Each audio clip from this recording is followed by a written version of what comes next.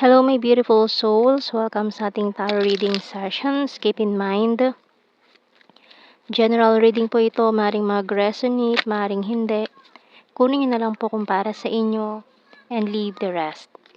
Maring mag-shift na energies or magkabaliktad ang sitwasyon, kaya kayo na pong bahala kung saan kayo nakalugar sa reading natin. Okay, so let's see. So we have here the Five of Swords. Oh, Seven of Swords. Six of Wands, Ten of Swords. Naku po.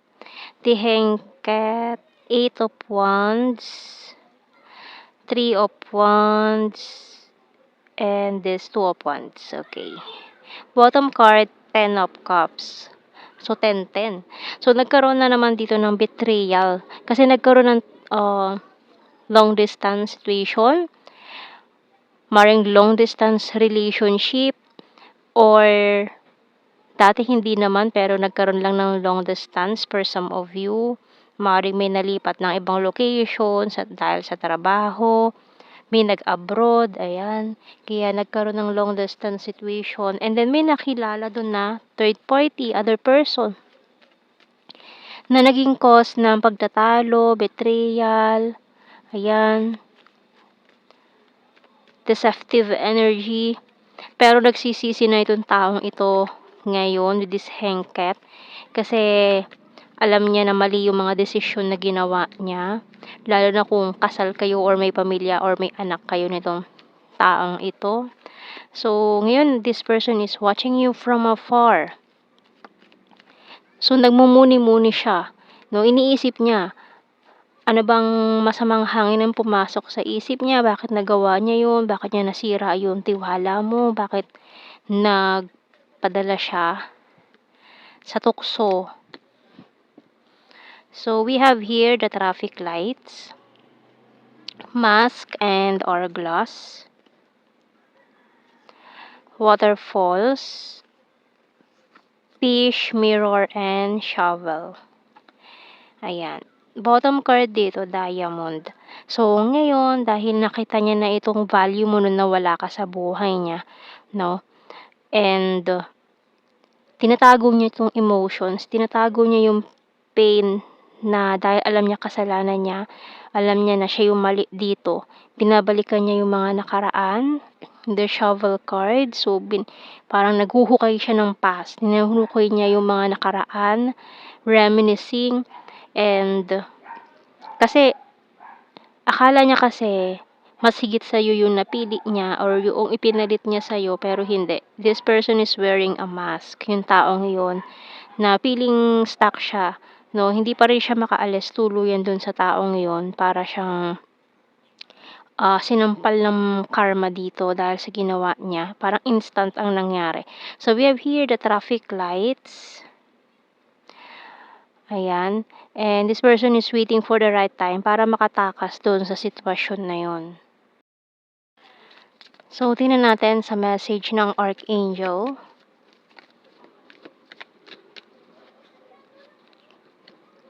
Counselor by Archangel Azrael. You are a natural counselor and many people benefit from your guidance and reassurance. So, ayan. Marami mga tao nakikinabang dito sa pagiging magaling ka na counselor, or mga tao kapag may problema sa iyo ang takbuhan.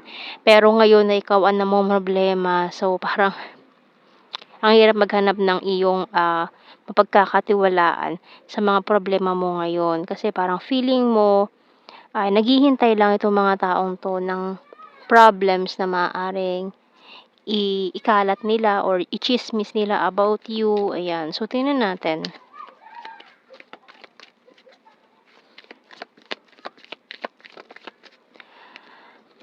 So, ito pa rin ang gusto niyo mangyari. Magkasama kayo ulit. We will be together again. I'm afraid to contact you. Pero natatakot pa rin siya na makipag-usap sa iyo ngayon kasi alam niya siya yung mali dito. Aminado siya. You don't know how hard it was to let you go. I wish I had treated you better. I don't react when people mention you. I left when I saw you with someone and I look for you everywhere.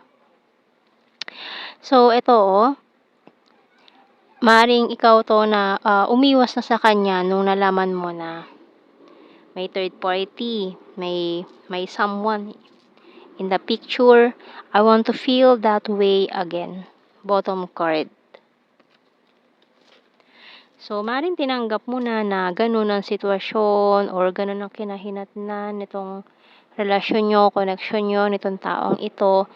Pero siya kasi para siyang nabuhusan ng malamig na tubig dito nung ma-realize niya na isang malaking pagkakamali itong ginawa niya. So, tingnan natin. You complete me. I want you back. I want to surprise you. I can't let you go. So, maaaring surprise visit or hindi niya ipapaalam sa'yo na uuwi siya, na babalik siya. Bigla ka na lang niyang susurpresahin diyan. You excite me and then excited siya na mangyari 'to, na magkita kayo ulit. I have fear and anxiety. Honesty is the best policy. Business is business. Bottom card natin, I'm addicted to you. So, kuha tayo ng initials natin. So, heavily thinking of you. Oops. So, nahulog si letter J, N, O, I, T, D, Z, H, L, bottom card. So, let's see. Sa blue card, we have here, ayan, guilty. We have here chemistry. And, karmic relationship. So, ayan, pinagpalit sa karmic. O, ayun, anong nangyari sa kanya? Na-karma siya. No? Kasi yung mga karmic partner na yan ang magbibigay sa isang tao ng matinding lessons in life. Kumbaga yan ang karma niya doon sa mga pagkakamali niya, sa mga kasalanan niya na kailangan niya ang pagdaanan para matuto siya sa mga lessons na yun. So, tingnan natin general signs and messages.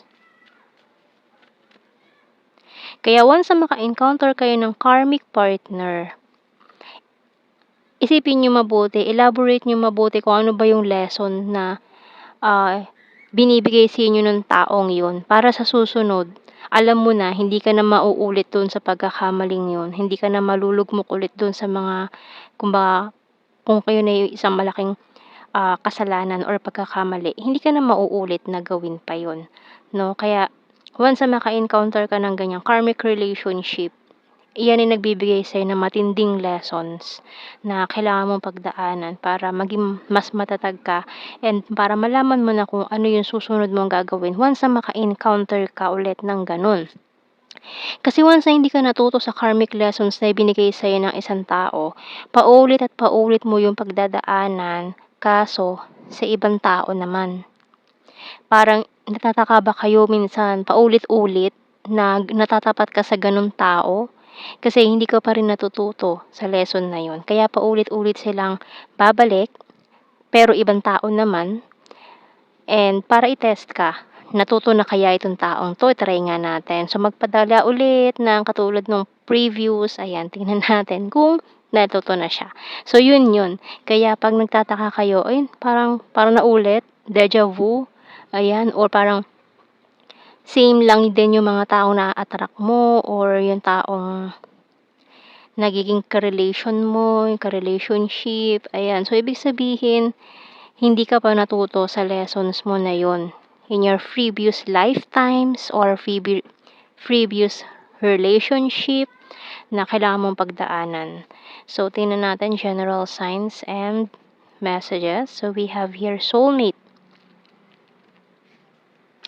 Aquarius, responsible, ayan, may mga plastic persons na nanggulo din, eye contact, North PH, May, Pisces, full of charisma, August, Virgo, October, overthinker, very loyal. Number 6, Libra, and ayan, confirmation na it's a long distance, January, and Divine Feminine. And yung 10-10, completion na ng mga cycles. So, ayan. So, kung natuto ka na sa lessons mo in life, sa mga karmic cycles mo, congratulations. And, ayan na, may mga nakompleto ka na cycle, and magiging magaan na rin naman ang mga pagdadaanan mo regarding sa iyong love life kapag nalampasan mo na itong mga lessons na to. So, yan ang ating reading. Thank you for watching. Take care and God bless. See you in our next reading, guys. Bye-bye.